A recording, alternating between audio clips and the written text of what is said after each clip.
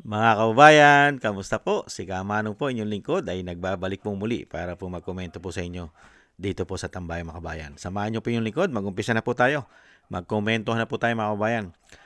Ito po mga kababayan, nagbabanta pa at sinasabi pong ang February daw po ang pinakamabigat na mangyayari po sa pamilya Duterte.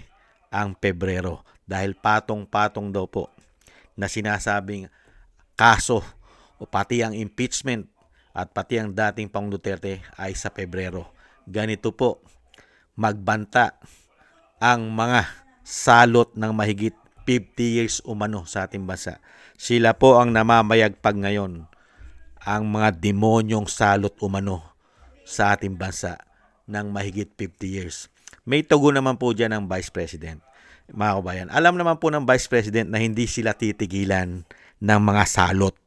Dahil pag nakabalik po ang mga Duterte, ang mga salot po ang magkakaroon po ng maraming problema. Hindi po ba? Pakinggan na po natin mga kabayan ang mga salot umano ng ating bansa. Mabigat na buwan para sa kanila to, pero mas sa punto de vista ng mga biktima o kaya ng mga naagrabyado nila, finally, inaasahan na may maghahain ng panibagong impeachment complaint laban kay Vice President Sara Duterte sa February 6. Pagkatapos ng one-year bar sa impeachment case na isinumite ng Kamara sa Senado noong nakaraang taon. Pagdating naman ng February 23 ay ang nakatakdang confirmation of charges hearing ng ama nito na si dating Pangulong Rodrigo Duterte sa International Criminal Court o ICC. Dito malalaman at magpapasya ang korte kung i-dismiss ang kaso o tuluyang lilitisin ang dating Pangulo. Kaugnay nito, ayon kay Attorney Cristina Conti, Assistant Counsel for the ICC, isang mabigat na buwan sa mga Duterte ang Pebrero. napapanahon lang. Hindi ko pa nga tinitingnan niya na February, kundi 2026 will be the time for them to come to terms with their crimes, for their transgressions against the Filipino people. Muli ring sinabi ni Conti na wala silang nakikitang hadlang sa ngayon para hindi matuloy ang confirmation of charges kay FPRRD. Samantala, inaasahan na maghahain ng impeachment complaint ang Makabayan Bloc laban kay VP Sara. Parehong ground ang kanilang isasampa tulad ng betrayal of public trust. Yung pa rin talagang confidential funds, yung pagwaldas nito, paglabag sa batas at mga guidelines on confidential funds.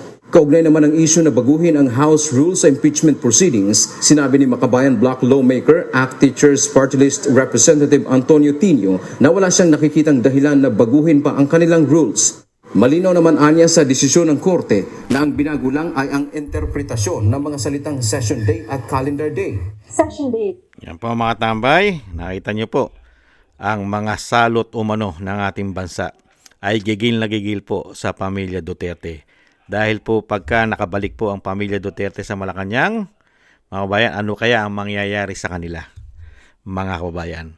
At wala po tayong nakitang kabutihang ginawa ng mga salot na yan umano sa ating bansa. At pinapaboran pa nila ang tumatangkilik sa bisyo ng pulburon. At hindi man lang natin makita ng mga walang yang ito na maging concern sa biktima ng masasama, lalong-lalo po ang nabiktima ng lulong sa pulburon. Ibang klase itong mga tao na ito. Pero taong bayan na nagpapasweldo sa mga hayop na yan, umano. Pakinggan po natin ang ating Vice President, mga bayan, kung ano. At siya naman po'y handang-handa po sa mga ganyan pong usapin. At alam naman po hindi sila titigilan ng mga hayop na yan. Hindi po ba? Pakinggan po natin ang ating Vice President. Ibang klase po ang bansa natin. Tayo na lang po sa Asia ang merong ganito na mas pinapaboran pa ang mga masasama. Ibang klase po. Tayo na lang bansa ang merong ganyan. Ibang klase. Tuloy-tuloy ang ginagawang paghahanda ng legal team ni Vice President Sara Duterte para harapin ang mga impeachment complaint na posibleng isampa laban sa kanya hindi lamang ngayong taon kundi sa mga susunod pang taon hanggat hindi natatapos ang kanyang termino. Report mula kay Madeline Villar Moratillo. Si Vice President Sara Duterte na hindi tumitigil ang kanyang legal team sa paghahanda sa posibilidad ng pagsasampa ng impeachment complaint laban sa kanya. Sabi ni VP Sara, hindi lang pagtatapos ng 1-year ban sa Pebrero o sa IS ang pinaghahandaan nila. Hindi lang ngayong taon na ito, dahil sigurado kapag hindi sila nakapag-file ngayong taon, susunod na taon at hanggang matapos ang ating termino ay ganun ang gagawin nila. Magpapile sila ng kaso, impeachment man hindi. Fourth quarter pa niya ng 2023 nang mabuo ang kanyang legal team para sa mga posibleng impeachment complaint na pwedeng isampalaban sa kanya. The moment that one of the members of the House of Representatives announced that they will file a case against me. At nakumpirma ko yon sa loob ng opisina noon ng speaker noon. Kaya meron na kaagad mga abogado noong panahon na yon. At hanggang ngayon, tutuloy-tuloy pa naman yung mga abogado and legal team. Nagpasalamat naman si VP Sara sa pagbasura ng Korte Suprema sa motion for reconsideration ng Kamara sa naunang desisyon nito na nagdeklarang unconstitutional ang Articles of Impeachment laban sa kanya. Nagpasalamat din siya sa mga Pilipino na patuloy na sumusuporta at nagtitiwala sa kanya. Iginagalang naman ng Malacanang ang desisyon ng Korte Suprema. Pero giit ni Palace Press Officer Undersecretary Claire Castro, ang nasabing desisyon hindi naman nangangahulugang absuelto na ito sa issue. Nakikita naman po at mababasa natin kung ano naging desisyon ng Supreme Court. Hindi po ito patungkol. Ayan. Wala na pong kasilbi-silbi yan mga tambay. Ang abangan po natin, pagka po sila na po ang nasa hot seat, lalong-lalo po pag wala na po sila sa kapangyarihan. Isang damukal po ang ginawa po na korupsyon sa ating bansa. Mahigit 3 taong issue ng korupsyon at pamumulitika. Yun po ang iniintay po natin. Pag wala na po sila sa kapangyarihan, paano naman kaya nila didepensahan ang napakarami nilang ginawang pagnanakaw umano sa ating bansa? Lalong-lalo po ang ginawa nila kay dating Pangulong Duterte. Kidnapping, walang due process. Paano kaya nila didepensahan yan pag wala na sila sa kapangyarihan? Lalong-lalo po pagka ang Vice President na po ang naupo bilang Pangulo. Di po ba? Mapagtatakpan pa kaya nila lahat ang ginawa nilang katarantaduhan, kawalanghiyaan at pagnanakaw? Lalong-lalo po ang grupo ng makakaliwa. Saan kaya pupulutin ang grupo ng makakaliwa pagka po Vice President Sara Duterte na ang nakaupo? Lalong-lalo po yan sila Trillanes, sila De Lima, Hontiveros. Isama na po natin yung mga senador diyang maiingay, sila Soto, Lacson, mga Tulfo, Aquino. Di ba? Si Aquino, si Bam, at marami pang iba. Lalong-lalo po ang mga crocodile farm sa House of Representatives na sinasabi ni Kiko Barsaga. Saan kaya pupulutin ang mga tao na yan sa dami po ng investigasyon na pabubuksan at pabuksan po sana ni BP Sara? Dahil pera po ng taong bayan ang niwalang hiya nila umano at pinagparti-partihan lamang yata ito. Mga kabayan, yan po, matatapang at akala mo, mga kabayan, na may nagawa pong kabutihan sa ating bansa ang mga salot ng lipunan umano. Mas pinapaboran po nila ang mga gumagawa ng masama at nagbibigay ng malaking problema sa ating bansa at sa mga ordinaryong Pilipino na nagiging biktima ng mga pulboronik, gumagamit ng pulburon. Nakita niyo po kawawalang yan ng mga taong ito. Pinurotektahan ng Pangulo ang mahigit 100 milyong Pilipino dahil napakarami na at polluted na tayo, nakubkob na tayo ng gumagamit ng pulburon sa ating bansa. Hindi po ba?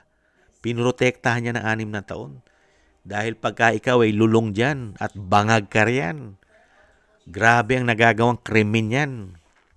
Hindi po ba?